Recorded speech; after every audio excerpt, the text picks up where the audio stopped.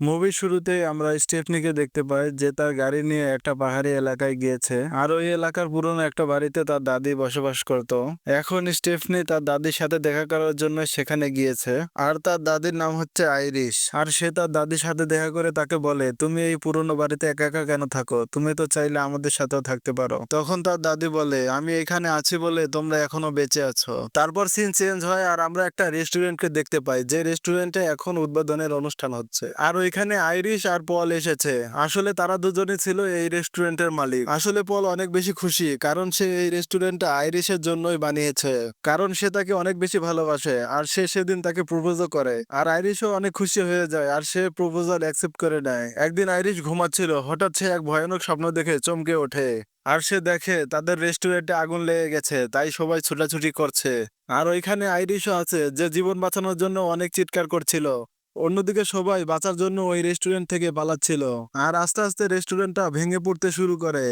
আর এই সমস্ত কিছু ঘটছিল একটা কয়েনের কারণে, যেই কয়েনটা একটা বাচ্চা রেস্টুরেন্ট থেকে নিচে ফেলে দিয়েছিল।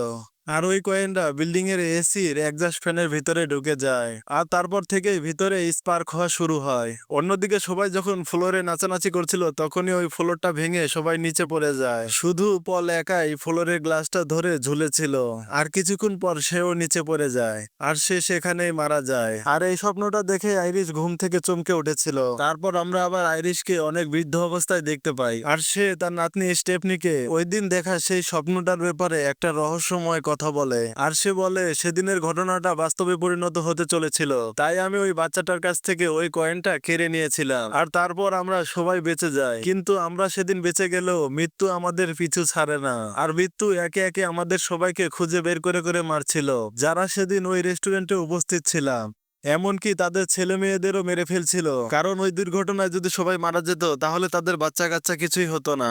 আর এই কারণে মৃত্যু একে একে সবাইকে মেরে ফেলে, শুধুমাত্র আমি বেঁচে আছি এখন। আর আমি যদি মারা যাই তাহলে মৃত্যু তোমাদের পিছু করতে শুরু করবে। আর এই স্টেফনি তার দাদির এই সব কথা শুনে অনেক চমকে যায়। আর সে তার দাদিকে বলে, তাহলে আমরা এখন কি করব? আমরা এখন কি করলে বাঁচতে পারবো? তখন তার দাদি বলে, আমার কাছে একটা বই আছে, যে বইটা অনুসরণ করে আমি এখন পর্যন্ত বেঁচে আছি, তবে আর মনে হয় বেশি দিন বাঁচতে পারবো না। তাই আমি ওই বইটা এখন তোমাকে দিতে চাই, যাতে তুমি ওই বইটা অনুসরণ করে তোমরা বেঁচে থাকতে পারো। বন্ধুরা, তোমরাই বলো, আসলে কি মৃত্যুকে ফাঁকি দিয়ে বেঁচে থাকা সম্ভব কিনা? তারপর স্টেফনি যখন ওইখান থেকে চলে যাবে, তখন তার দাদি ওই বইটা তার হাতে দিয়ে দেয়, আর তার দাদি তাকে বলে, আমার হয়তো সময় এখনই শেষ হয়ে যাবে। তারপর আমরা দেখতে পাই ওইখানে থাকা একটা গ্যাসের সিলিন্ডার লিক হয়, আর ওইখান থেকে একটা লোহা এসে আইরিশের মাথার ভিতর দিয়ে ঢুকে যায়, আর সে সেখানেই মারা যায়। আর স্টেফনি তার দাদির মৃত্যু দেখে দুশ্চিন্তায় ভেঙে পড়ে, আর সে বুঝতে পারে তার দাদি যা বলে গেছে সবটাই সত্য। তারপর স্টেফনি বাড়িতে আসে আর ওই বইটা ঘেটে ঘেটে দেখছিল, আর সে ওইখানে ওই কয়েনটাকেও দেখতে পায়, যেই কয়েনটার কথা তার দাদি বলেছিল। আর সে এটাও বুঝতে পারে এখন তার বড় চাচার মৃত্যুর পালা। পরের দিন স্টেফনির চাচা একটা রেস্টুরেন্টে খাবার খেতে গিয়েছে, আর সেখানে সে তার ছেলে মেয়েদের নিয়ে অনেক মজা করছিল। এদিকে ওই রেস্টুরেন্টে অদ্ভুত সব ঘটনা ঘটছিল, যেমন একটা গ্লাস ভেঙে যায়, আর ওই গ্লাস ভাঙা কাঁচ ওইখানে থাকা বরফের মধ্যে গিয়ে পড়ে। তারপর ওই বরফগুলো এক জায়গায় রেখে দেওয়া হয়, আর স্টেফনির চাচা ওইখান দিয়ে হেঁটে যাচ্ছিল, হঠাৎ ওই কাঁচটা তার পায়ে ঢুকে যায়, আর সে মাটিতে পড়ে যায় আর ছটফট করতে থাকে। তারপর ওইখানে থাকা একটা লাঠি ভরে ঘাস কাটা মেশিনটা চালু হয়ে যায়, আর মেশিনটা গিয়ে স্টেফনির চাচার মুখের উপরে গিয়ে পড়ে, আর তার পুরো মুখ টুকরো টুকরো হয়ে যায়। আর এটা দেখে ওই রেস্টুরেন্টের সবাই আশ্চর্য হয়ে যায়। তারপর স্টেফনি বাসায় এসে তাদের পরিবারের সবাইকে বোঝাতে শুরু করে যে সেদিন তার দাদি তাকে বলে দিয়েছিল মৃত্যু এখন আমাদের সবার পিছনে লেগেছে, আর আমরা চাইলেও এই মৃত্যুর থেকে বাঁচতে পারবো না, কারণ এই মৃত্যুটা এখন বংশগত অভিশাপ হয়ে দাঁড়িয়েছে। আর আমাদের দাদি আমাকে একটা বই দিয়েছে, যে বইটার মধ্যেই লেখা আছে এই মৃত্যু থেকে কিভাবে বাঁচা যায়। আর স্টেফনির কথা তাদের পরিবারের কেউ বিশ্বাস করে না। তারপর স্টেফনি বলে, দাদির কথা যদি সত্য হয় তাহলে এবার মৃত্যুর পালা হচ্ছে আমার বড় চাচার বড় ছেলের। স্টেফনির এই কথা শুনে তার চাচার বড় ছেলে বলে, ধুরু, এসব ভুয়া কথা, আমার তো কিছুই হবে না।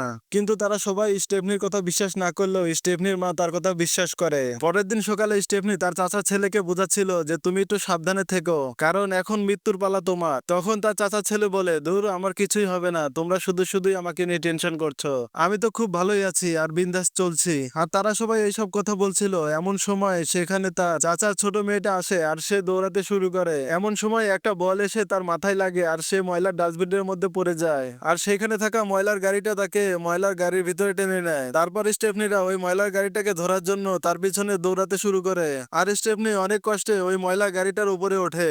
অন্যদিকে ওই ময়লার গাড়ির ভিতরে সমস্ত ময়লাকে এক জায়গায় চাপ দেওয়া হচ্ছিল আর সেখানে তার চাচার মেয়েটাও পড়েছে আর দেখতে দেখতে সে চাপা লেগে ভর্তা হয়ে যায় আর স্টেফনির হাতে তার ছেঁড়া হাতটা রয়ে যায়। তারপর স্টেফনি বাসায় এসে কান্না করছিল আর এখন স্টেফনির কথাগুলো তাদের পরিবারের সবাই বিশ্বাস করতে শুরু করেছে। কিন্তু একটা জিনিস স্টেফনি কিছুতেই বুঝতে পারছিল না, যেখানে প্রথমে মরার কথা ছিল তার চাচার ছেলের, কিন্তু সেখানে মারা গেল তার চাচার মেয়ে। তারপর স্টেফনির চাচি বলে আসলে বড় ছেলেটা তার চাচার নয়, সে তার নিজের সন্তান ছিল না। তারপর তার চাচার ছোট ছেলে বলে তাহলে এইবার পালা আমার, আর সে স্টেফনিকে অনুরোধ করে তুমি যেভাবে হোক আমাকে বাঁচিয়ে নাও। আর স্টেফনি তাকে বলে তুমি চিন্তা করো না, তোমাকে বাঁচানোর সম্পূর্ণ চেষ্টা আমি করব। তারপর স্টেফনি তার দাদির কথা মনে পড়ে, তার দাদি তাকে বলেছিল এই মৃত্যুকে ফাঁকি দিয়ে এখনো একজন লোক বেঁচে আছে। তারপর তারা সবাই মিলে ওই লোকটার কাছে যায়, যেই লোকটা এখনো এই মৃত্যুকে ফাঁকি দিয়ে বেঁচে আছে। আর স্টেফনি তখন ওই লোকটাকে জিজ্ঞাসা করে আপনি এখনো মৃত্যুকে কিভাবে ফাঁকি দিয়ে বেঁচে আছেন? তারপর লোকটা বলে আসলে মৃত্যু আগে বিজয়ী হয়েছে, মানে আমি প্রথমে মারা গিয়েছিলাম, তারপর ডাক্তাররা আমাকে জীবিত করেছে আর তারপর থেকে মৃত্যু আমার আর পিছু করেনি, কিন্তু এখন আমি এমনিতেই মারা যাব কারণ এখন আমার ক্যান্সার হয়েছে। তারপর লোকটা বলে এই মৃত্যুর হাত থেকে বাঁচতে হলে প্রথমে তাকে মরতে হবে, তারপর যদি আবার সে জীবিত হয় তাহলে এই মৃত্যু আর তার পিছু করবে না। তারপর স্টেফনি চিন্তা করে তার চাচার ছোট ছেলেকে বাদাম খাওয়াবে কারণ তার বাদামে অ্যালার্জি, আর অ্যালার্জির কারণে যখন সে মারা যাবে তখন তাকে অ্যালার্জির ওষুধ দিয়ে তাকে আবার জীবিত করে ফেলবে। তারপর তারা একটা চকলেটের বুথে যায়, যেখান থেকে তারা একটা বাদামি চকলেট বের করার চেষ্টা করে কিন্তু কিছুতেই বের হচ্ছিল না। আর হঠাৎ ওইখান থেকে একটা স্প্রিং খুলে যায় আর বাদামি চকলেট তারা পেয়ে যায়। তারপর তারা অ্যালার্জির ওষুধ নেওয়ার জন্য যায়, এমন সময় একজনের হাত থেকে একটা বোর্ড পড়ে যায় আর এমআরআই মেশিন চালু হয়ে যায়। তারপর তার চাচার ছেলে ওই বাদামি চকলেটটা খেতে শুরু করে। অন্যদিকে ওই এমআরআই মেশিনের পাওয়ার অনেক বেড়ে যাচ্ছিল আর হঠাৎ করে এমআরআই মেশিনের ম্যাগনেটিক পাওয়ার বেড়ে যায় আর সে লোহা জাতীয় জিনিসকে টানতে শুরু করে। আর ওই দুইজনের মধ্যে একজনের পেটের মধ্যে চেয়ার ঢুকে যায় কারণ এমআরআই মেশিন চেয়ারটাকে টেনে নিয়েছে। আর ওইখানে আরেকজন ছিল যার মাথার মধ্যে ওই স্প্রিংটা ঢুকে যায়, স্প্রিংটা ওই বুথের মধ্যে ছিল আর সে সেখানে মারা যায়। তারপর আমরা স্টেফনি আর তার মাকে দেখতে পাই আর স্টেফনির ভাই বলে এখন তো আমাদের পালা, কিছু একটা উপায় বের করো যাতে আমরা এই মৃত্যুর হাত থেকে বাঁচতে পারি। তারপর স্টেফনি বলে চলো আমরা তাহলে দাদির বাড়িতে গিয়ে থাকি কারণ দাদি ওইখানে অনেকদিন জীবিত ছিল। তারপর তারা একটা গাড়ি নিয়ে তার দাদির বাড়ির দিকে যাচ্ছিল। অন্যদিকে তার দাদির বাড়িতে গ্যাস লিক করেছে আর স্পার্ক হচ্ছিল।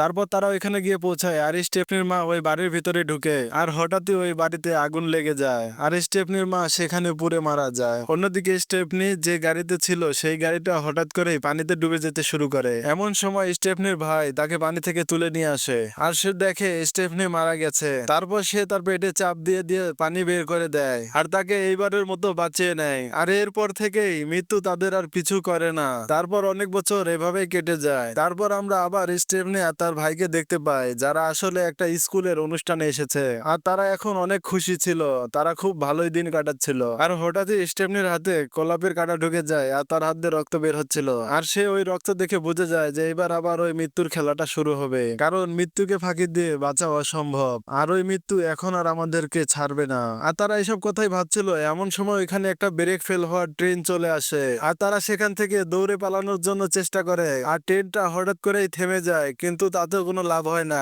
কিছু গাছের গুল এসে তাদেরকে শেষ করে ফেলে। অবশেষে তাদের পুরো ফ্যামিলিটাও ধ্বংস হয়ে যায়। আর এরই সাথে মুভিটা এখানে শেষ হয়। তো ভিডিওটা ভালো লাগলে লাইক দিয়ে চ্যানেলটা সাবস্ক্রাইব করে রাখবে। সবাই ভালো থাকবেন, সুস্থ থাকবেন, ধন্যবাদ।